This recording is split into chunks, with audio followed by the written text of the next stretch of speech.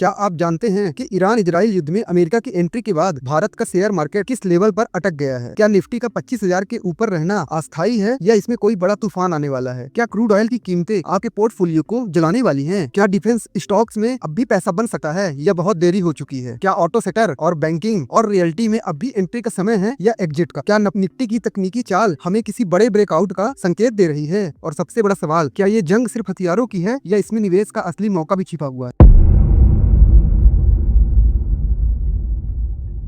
जरा सोचिए, एक तरफ जंग में बम फूट रहे हैं, दूसरी तरफ आपके पोर्टफोलियो के शेयर। और जब इस युद्ध में अमेरिका की एंट्री हो गई है तो अब क्या बाजार ध्वस्त होगा या ये वो बड़ा मौका है जहां बनेंगे अगला रिटायरमेंट करोड़पति? चलिए आज के इस हाई वोल्टेज वीडियो में खोलते हैं मार्केट की सबसे बड़ी सच्चाई, इजराइल बनाम ईरान वॉर, अमेरिका की दखलंदाजी और निवेश के असली मौके। तो पूरा वीडियो देखिएगा क्योंकि आज कोई भी हेडलाइन नहीं छूटेगी, बाकी मार्केट के हाल तो आपको पता ही चलेंगे।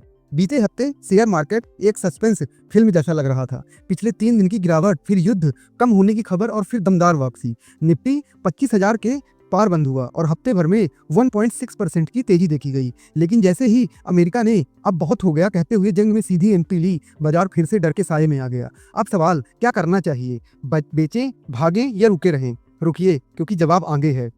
निफ्टी ने 28 ट्रेडिंग सेशन में एक ही रेंज में झूल रहा है, 24,462 से लेकर 25,222 के बीच। और इस दौरान 16 बार गैप अप या गैप डाउन ओपनिंग दिखी है, यानी इंट्राडे वोलेटिलिटी ऑन फायर। ये एक बात साफ बताता है कि भैया बाजार को खुद भी नहीं पता चल रहा कि जाना कहाँ है। जब तक जियोपॉलिटिक्स में क्लियरिटी नहीं आती तब तक ट्रेडिंग का मतलब है रेत के ऊपर किला बनाना। लेकिन एक अच्छी खबर ये है कि फंडामेंटल्स अभी भी स्टेबल्स हैं, जैसे कि मानसून बहुत बेहतर है, ब्याज दरें कम हो रही हैं, यानी कर्ज सस्ता और खर्च ज़्यादा है, बाजार ने इसे भी पचा लिया। कंपनियों के नतीजे उम्मीद से बेहतर रहे, बाजार ने इसे भी पचा लिया, इसका भी रिटर्न नहीं दिया। तो लॉन्ग टर्म वाले निवेशक ध्यान रखें, यह वक्त बेचने का नहीं है, नजर लड़ाई रखने का है। जैसे रामायण में संजीवनी बूटी आखिरी समय में मिली थी, वैसे ही असली रिटर्न युद्ध के कोलाहल में ही बनते हैं। अब नेक्स्ट की बात करते हैं। निफ्टी में सपोर्ट 24,850 से लेकर 24,880 पर है। ऊपर की ओर 25,200 से लेकर 25,250 तक एक तगड़ी दीवार है जिसे तोड़ने के लिए ब्रेकिंग न्यूज चाहिए। एडीएक्स जो ट्रेंड की ताकत दिखाता है सिर्फ 13 पर है, यानी जुलाई 2024 के बाद सबसे कमजोर है। इसका मतलब मार्केट फिलहाल डायरेक्शनल लेस है, उसको कोई डायरेक्शन समझ में नहीं आ रही। जैसे ट्रैफिक सिग्नल पर खड़ा ऑटो चल भी नहीं पा रहा है और बंद भी नहीं हो पा रहा है। अब नेक्स्ट सेक्टोरियल धमाका देखिए, कहाँ आपको असली मौका मिलेगा। बैंक निफ्टी 34 डे ईएमए पर सपोर्ट लिया है, आरएसआई 60 पार करने को तैयार है, यानी शॉर्ट टर्म में 56,800 से लेकर 57,500 के टारगेट मुमकिन है। ऑटो सेक्टर को देखिए, सबके फेवरेट ऑटो स्टॉक्स ईएमए से ऊपर है, आरएसआई 60 के पार है, यानी start the engine boss. Short term में यह सेगमेंट रफ्तार पकड़ सकता है। अब रियल्टी और कैपिटल मार्केट देखिए, 20 डी ईएमए के पास बेस बनाया है। बीते हफ्तों में शेयर छिले हैं, यानी मोमेंटम बना है। इन सेक्टर्स पर नजर बनाए रखिए, ये शेयर की चाल चल सकते हैं और अच्छा खासा रिटर्न होता है, इनमें अच्छी खासी गिरावट भी होती है। अब डिफेंस सेक्टर देखिए, ये हीरो बना जंग का। ईरान इजराइल तनाव से सरकारें डिफेंस पर खर्च बढ़ाएंगी, मतलब डिफेंस और एरोस्पेस कंपनियों की मांग बढ़ेगी और शेयर चांद पर जा सकते हैं। और डिफेंस इंडेक्स में पिछले 2 महीनों में 85% से ज्यादा रिटर्न दे रहा है और अभी भी बुलिश सिग्नल में है। लेकिन दोस्तों, ये कोई बाइंग और सेलिंग रिकमेंडेशन नहीं है, ये ओनली नॉलेज परस्पेक्टिव से बनाया जा रहा है। अगर आपको कोई बाइंग सेलिंग करनी है तो आप अपने फाइनेंशियल एडवाइजर से पूछें। साथ ही अगर आपको मार्केट आवर में मार्केट अपडेट चाहिए कि पैसा कहाँ मूव हो रहा है, कौन सेक्टर भागने वाले हैं मार्केट आवर में, और ऐसे वीडियो जो हम यहाँ पे सेबी गाइडलाइन के अनुसार नहीं ला सकते हैं, जिससे आपकी नॉलेज बढ़ सकती है, आप वेल्थ खुद बना सकते हैं, तो हमारे टेलीग्राम चैनल में जुड़ जाइए, लिंक डिस्क्रिप्शन में है। अब इसके बाद बढ़ते हैं इंटरनेशनल मार्केट। यहाँ भी बहुत गर्मी है। क्रूड ऑयल देखिए, प्राइस ऊपर है, महंगाई खतरा बना हुआ है, सप्लाई चेन में रुकावट आ सकती है। अगर 89 से 91 पर पहुंचता है तब तो बहुत खतरनाक स्थिति हो जाएगी, और 100 पार करता है तब तो इंडियन इकोनॉमी के लिए बहुत ही खराब स्थिति है। जब तक क्रूड 75 से 80 क्रॉस नहीं करता है तब तक नॉर्मल है, 75 ही आ जाता है तो थोड़ी सी स्थिति खराब हो जाती है, नेगेटिव चली जाती है, क्योंकि हमें अभी हमारी कंजप्शन इकोनॉमी है। फ्यूल बढ़ता है तो उससे अदर प्रोडक्ट की प्राइजेस बढ़ती हैं। और अगर 100 पार कर गया, जबकि बहुत पहले किया था रूस और उसके यूक्रेन के युद्ध के समय, तब फिर थोड़ी सी दिक्कतें स्टार्ट हो सकती हैं। अब गोल्ड को देखिए, रिकॉर्ड हाई के पास है गोल्ड, लगातार नीचे, ये गोल्ड के नीचे आने का समय है, लेकिन गोल्ड नीचे आ ही नहीं पा रहा। जब विश्व की ऐसी स्थिति रहेगी अनिश्चितता वाली, कभी ट्रंप कुछ बोलेंगे तो गोल्ड कैसे नीचे आएगा। जंग का डर बढ़े तो लोग गोल्ड में कूदते हैं, बड़े बड़े इन्वेस्टर, और यही हो रहा है इस समय। लोगों का सेफ पैसा गोल्ड नीचे इतना जल्दी नहीं आएगा तो लोग वहां कूद जाते हैं, और इसके गोल्ड बढ़ने से इक्विटी में गिरावट चालू हो जाती है। अब ग्लोबल इक्विटी और बॉन्ड्स को देखिए, अमेरिकी मार्केट में दबाव में है, लेकिन डिफेंस और एनर्जी सेक्टर्स स्टॉक्स में खरीदारी हो रही है, बॉन्ड्स यील्ड इधर उधर झूल रहे हैं। एकदम देखो और इंतजार करो क्या वाला मूड है। अपने यहाँ भी बॉन्ड मार्केट में थोड़ा सा दबाव है। तो आपको इतनी सारी चीजें समझ में आई होगी। अब नेक्स्ट की बात करते हैं कि FII और DII का डेटा क्या बोलता है, स्मार्ट मनी क्या कर रही है। जब भी मार्केट में जियो पॉलिटिक्स तनाव आता है, सबसे पहले नजर डालनी चाहिए FII और DII पर। हाल के सेशन में FII लगातार नेट सेलर बने हुए हैं, यानी विदेशी निवेशक डर गए हैं। लेकिन पिछले दिन लास्ट दिन लगभग 7,000 करोड़ की FIIs की ओर से बाइंग हुई है और इंडेक्स पोजीशन में FIIs कम से 23% में बैठे हुए हैं। यहाँ से वो 10% से ज़्यादा नहीं बेच पाएंगे और DIIs ऑलरेडी 71% में थे। 2 दिनों में उन्होंने 10% की वेटेज घटा दी है, 71% में आ गए हैं। DIIs यानी हमारे घरेलू इंस्टीट्यूशनल इन्वेस्टर मौके को पहचानते हुए नेट बायर्स हैं। इसका मतलब विदेशी डर का कर बेच रहे हैं लेकिन देसी खरीद कर पैसा बना रहे हैं। ये एक क्लासिक संकेत है कि लॉन्ग टर्म में बाजार की उम्मीदें अब भी पॉजिटिव हैं और DII तो खरीदना ही पड़ेगा दोस्तों।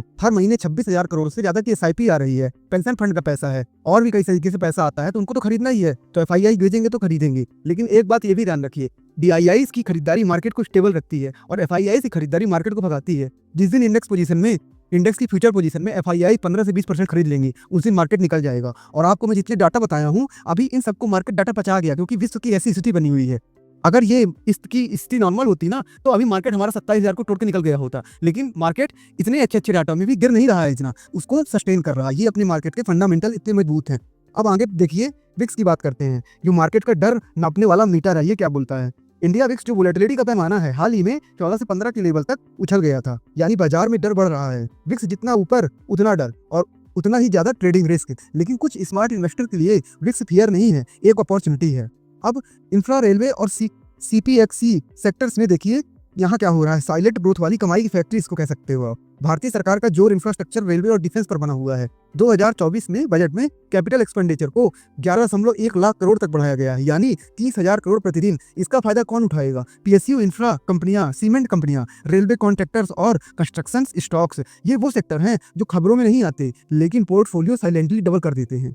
अब आगे बढ़ते हैं, इंडेक्स देख लीजिए, कुछ उनके ट्रेंड, सपोर्ट और रेजिस्टेंस देख लीजिएगा। तो इंडेक्स जैसे निफ्टी 50 है, ये अभी साइड वेज है 24,850 से लेकर 24,250 के बीच में। बैंक निफ्टी वीक बुलिस लग रहा है थोड़ा, लेकिन वीक है। 56,000 सपोर्ट है, 57,500 रेजिस्टेंस है। ऑटो बुलिस है, 21,000 सपोर्ट है, 22,400 रेजिस्टेंस है। रियल्टी कंसोलिडेटिंग है इसका, और 980 सपोर्ट है इसका, 1,050 वो है इसका रेजिस्टेंस है। डिफेंस ऑल टाइम हाई पे ब्रेकआउट कर चुका है। गोल्ड बुलिस 72,000 है सपोर्ट अभी इसका, और 74,500 इसका रेजिस्टेंस है। और क्रूड ऑयल बुलिस है अभी, $87 का इसका वो है सपोर्ट है, और $95 का इसका रेजिस्टेंस है। और डिफेंस स्टॉक तो मैं आपको कई बार बता चुका हूँ, जो डिफेंस इंडेक्स है आने वाले सालों में 4 से 5 सालों में 10 गुना हो जाएगा। तो उसमें आप स्ट्रेटजी से स्विंग ट्रेडिंग भी कर सकते हैं और बाइंग और लॉन्ग टर्म में भी होल्ड कर सकते हैं। अब आपको मार्केट ओवर की अगर मार्केट इन्फॉर्मेशन चाहिए, यही सब चीजें कि किसमें स्विंग करना है, किसमें सब चीजें लानी है, तो आप हमारे टेलीग्राम चैनल में जुड़ सकते हैं, लिंक डिस्क्रिप्शन में है।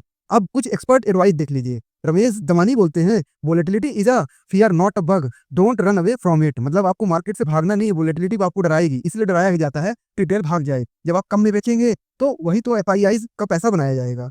फिर रामदेव अग्रवाल बोलते हैं कि भय में पैसा है, बस हिम्मत चाहिए। और नीलेश साहब बोलते हैं, कोटक AMC से जो है, कि India is an a sweet spot, Jio politics risk is temporary. मतलब इंडिया ही सबसे अच्छा इन्वेस्टमेंट के लिए इस समय वो बना हुआ है।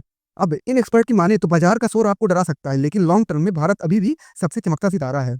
अब भाई बात सीधी सी है कि युद्ध में नफरत बढ़ती है, लेकिन बाजार में मौका। अगर आप शोर से घबरा गए तो मौका निकल जाएगा, लेकिन अगर आप समझ के साथ आगे बढ़े तो ये वीडियो आपके पोर्टफोलियो का टर्निंग पॉइंट बन सकता है। तो दोस्तों, इस युद्ध में सिर्फ मिसाइल ही नहीं, शेयर भी उड़ सकते हैं। डरिए मत, समझदारी से फैसले लीजिए। लॉन्ग टर्म फंडामेंटल मजबूत हैं, सेक्टर्स में मौके हैं, बस आपकी नजर होनी चाहिए डेटा पर, ड्रामा पर नहीं। और इस वीडियो को शेयर कर सकते हैं उन दोस्तों के साथ जो हर गिरावट को क्रैश मानते हैं, और कमेंट करके बताइए कि आप किस सेक्टर पर दाव लगा रहे हैं। वीडियो पसंद आया हो तो लाइक जरूर करिएगा और इस हमारे चैनल से जुड़ जाइएगा, क्योंकि यहाँ सिर्फ न्यूज नहीं, न्यूज के पीछे की चालाकी ही बताई जाती है। अब जैसा कि एक आपके लिए टिप्स, वॉरेन बफेट कहते हैं, जब सब डरते हैं तब लो, और जब सब लालची हो जाते हैं तो बेच दो। आप किस कैटेगरी में है कमेंट में बताइएगा। और याद रखिएगा दोस्तों, जीवन में सही सलाह या तो आपका हितैषी देगा या तो हमारा चैनल। धन्यवाद दोस्तों।